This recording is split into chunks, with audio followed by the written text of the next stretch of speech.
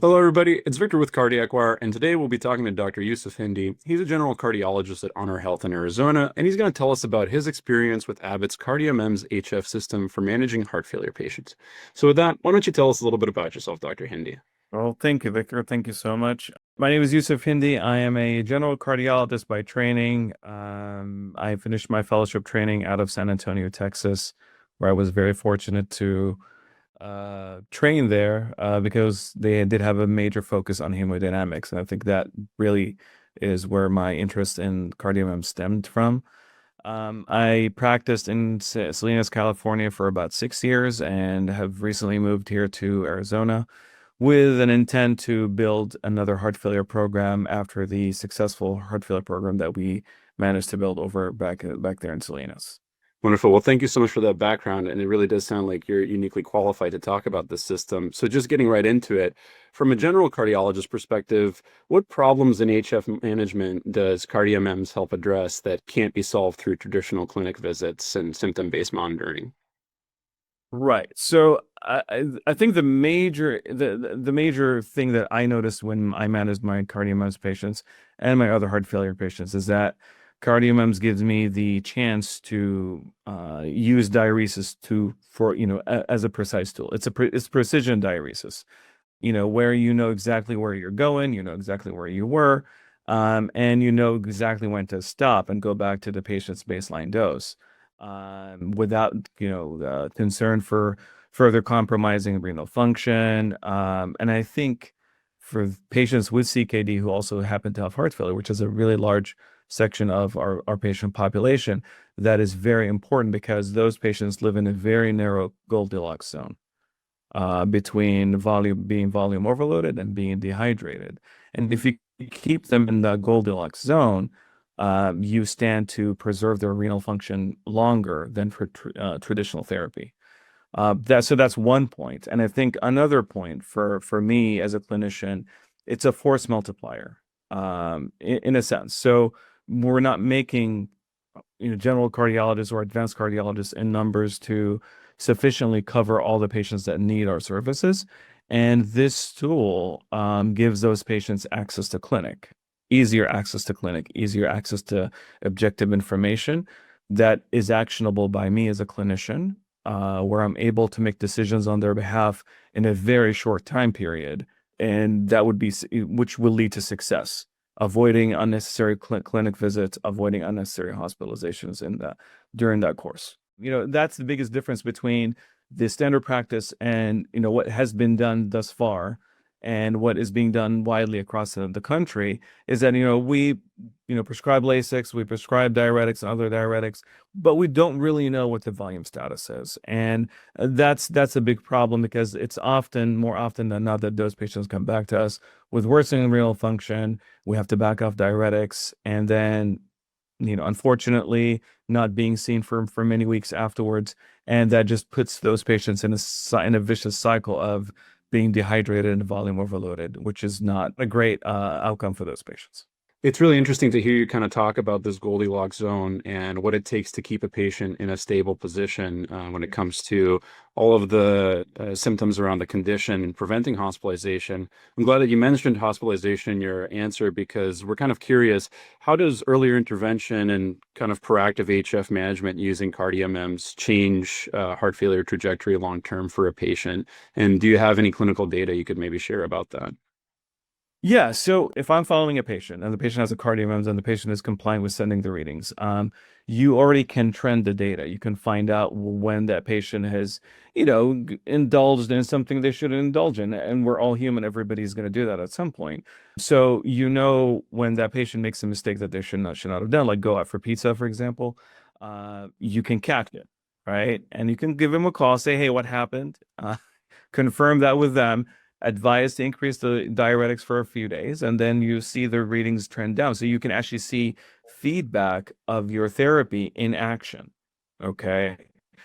And when those patients know that there's somebody watching over them, even if they feel bad, they can actually call that person. They would be able to give you data.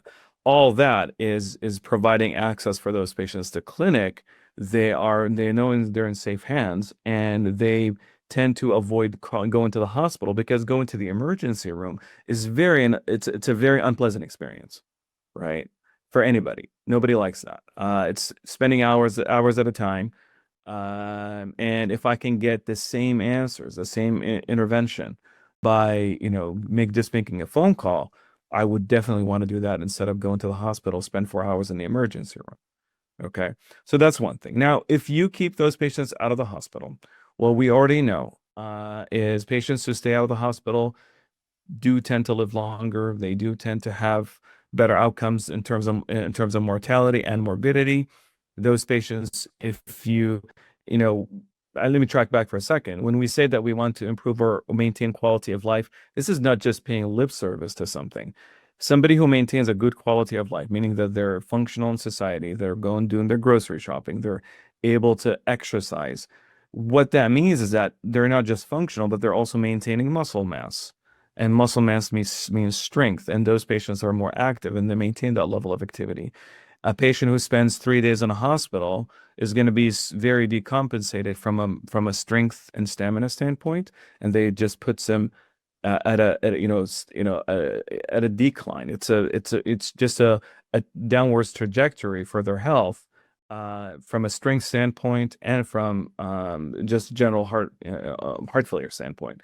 So keeping those patients healthy and alive, falls into that category too.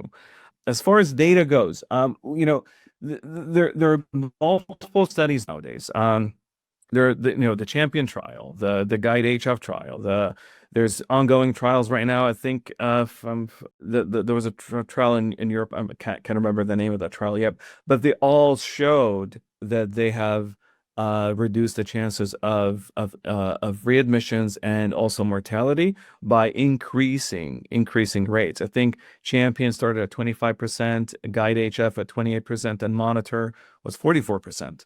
So we already have the data that shows, how beneficial this is. There's more data to come.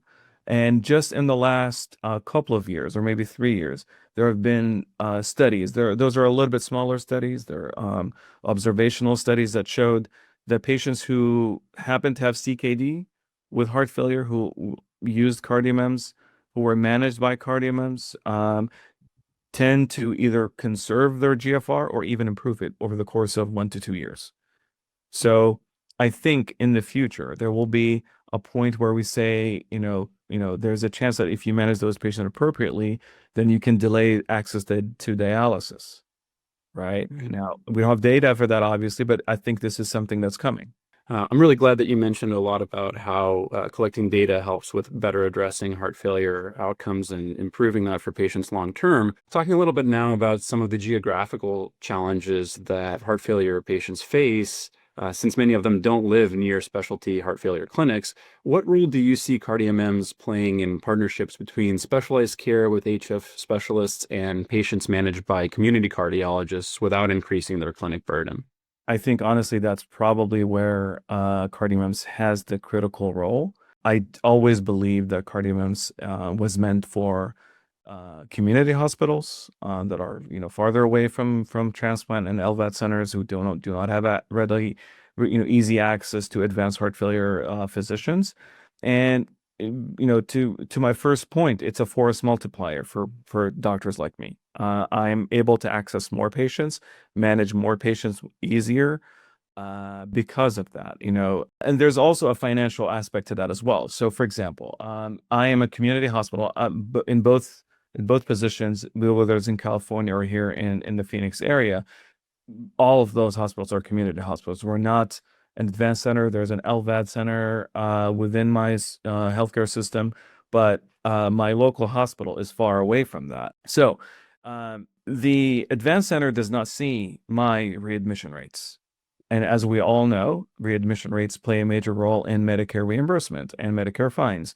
And the advanced heart failure specialist has way more things to worry about, a lot to be concerned about for his really sick and really critical patients, where that's not really in the forefront of their thinking. And it is something that it has to be understood, about them. So it falls back on us as local cardiologists to manage this. who are within a system. And it's not just that; it's also those patients deserve also good care as well, in preventing them going to the hospital. So if I have a tool that I'm able to get objective data, reliable data, trendable data, for those patients, where I can actually know, hey, I have this patient, I've had him for 2 years, and he's been doing great. And all of a sudden, despite him taking his diuretics as he's supposed to, despite taking his GDMT as he's supposed to, I'm seeing his pressures increase. He's not necessarily feeling bad, right? But that patient actually could be your first indicator that this patient needs advanced heart failure care. Advanced heart failure care meaning either LVAD or transplant. So when you send the advanced heart failure doctor a patient who is in the beginnings of the further progression of their disease, they will deeply appreciate it because their patient is not, for example, in a cardiogenic shock, right? Their organs are still intact. They're more likely to be a better candidate for interventions, and they will have by that they will have better short-term outcomes from an LVAD implant or from for example, a heart transplant. Okay, when you send them somebody with a preserved GFR, preserved liver, the RV is still okay, right? That patient will still be a candidate rather than waiting for the patient to be extremely sick in cardiogenic shock, where if the RV fails, that means they don't have any options. Right. Well, I really appreciate all that context because it really does help drive home the point that the timeliness of the treatment and being able to manage it across a long-term goal is certainly going to lead to a better outcome for the patient. Right. I wanted to get a little bit more specific now on how you manage your CardioMEMS patients. Do you do that with the help of nurses, APPs? Do you co-manage with other HF specialists, or is it something that you see mostly managed completely by advanced heart failure specialists? Right. So, and just so that we all understand, there's no size that fits all. I think we have to understand every system has its own specific circumstances, and we need to understand that. My current system here in Arizona is still small. My CardioMEMS program is growing, but it's not as sizable as it was in California, so I can speak a lot about that. So we managed all of our CardioMEMS patients. We had a team that consisted of me, myself, my physician assistant. There was a nurse in the clinic or an LVN and a medical assistant, just 4 people. And we did manage to oversee a sizable number of patients. I think was close to 150 in total over the course of the last 4 years. For the patients that we ended up sending to an advanced center, for example, those patients were co-managed by us. So if somebody got an LVAD, for example, and they're still seeing me in a clinic, their LVAD center is about 50, 60, maybe sometimes 90 miles away. I'm still able to adjust their diuretics, and feeling safe doing that, by the way, because I know there's objective data that I can get from the patient.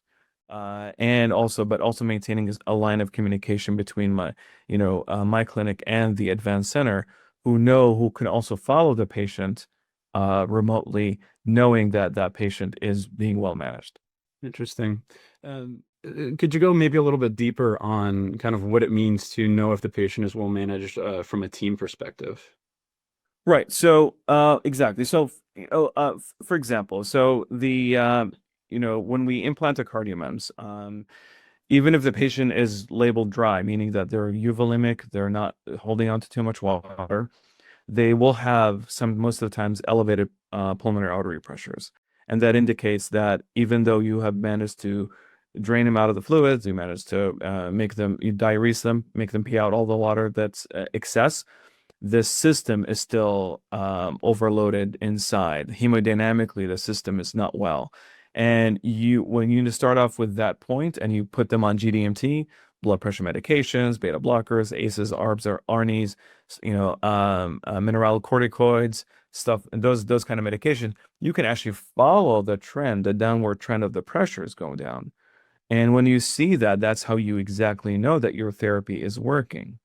And by the same token, if you know that the pressures are not improving despite your best efforts, that's your indicator that this patient is going to be a candidate for advanced therapies. And that's when you start sending those patients out. And so getting a little bit more specific on the CardioMEMS device right now, is there any advice you would give to cardiologists or clinical groups out there that are looking to start their own CardioMEMS program? Yes, I do. The advice that I would give to general cardiologists who are interested in starting a CardioMEMS program is number one, think of the patient first. It's the patient's benefit, and that's why we're here. I think I would adopt an inpatient approach, not so much an outpatient approach, meaning that if you have a patient of yours that is admitted, or sometimes a patient that doesn't belong to you, but a new patient to you or to the healthcare system, admitted with chronic heart failure, that patient automatically qualifies for a CardioMEMS. And that patient already is a high-risk patient because he's already in the hospital. The chances of relapse and the chances of that patient failing again is much higher than your clinic patient who may be a little bit healthier, who may be a little bit more in tune with their medical condition. So that's why my advice is to adopt an inpatient approach to those patients. Once you identify a patient in the hospital setting, I would just go ahead and implant that patient, set up follow-up within 7 days, which is critical because those patients need also extra education in that clinic visit. That's what I use that clinic visit for, to educate my patients, and then just continued follow-up. That's how you build a system using CardioMEMS that is going to size in a decent time where you are going to be able to show results to administration, to your clinic staff, and to your colleagues as well. And also that would benefit those patients at the same token. I think it's a win-win on every side. I see. Well, Dr. Hindi, thank you so much for all of your time today. All of these answers have been incredibly educational. Before we go, do you have any advice or final thoughts that you have for other clinics that are treating heart failure patients in the cardiology community? The cardiology community, let's start with that. I think we do have to probably go back to the basics. We do have to go back to refocusing on hemodynamics. I think hemodynamics has been a little bit ignored in the cardiology education, and I see that across the board. Unless you were fortunate, it wasn't that I am smarter than anybody else, but it's because it was drilled down into us by old-timey cardiologists who I really appreciate it right now. And also because there's a revolution in structural heart disease, and we're seeing more of patients get more advanced therapies, more advanced procedures. Those patients live longer. Those patients want to live healthier. They want to maintain quality of life. So it just doesn't make any sense anymore for us as a cardiology community to have objective data that we know could help someone and not use that information. I think if we don't do that, then we just end up failing with those patients. And for clinics, using a device like CardioMEMS, it's not a niche thing anymore. It should not be a niche thing. It should not be an advanced heart failure device. This is something for the general cardiologist to manage, and it's something that a general cardiologist can manage without having to hire an army of people to manage for them. There's several ways that could be done that is time efficient and also personnel efficient as well. Wonderful. Well, Dr. Hindi, thank you so much for all this background on the CardioMEMS device. The more you've talked about it, the more excited I get to see its adoption increase across heart failure management. I've been Victor, this is Cardiac Wire, and thank you for your time.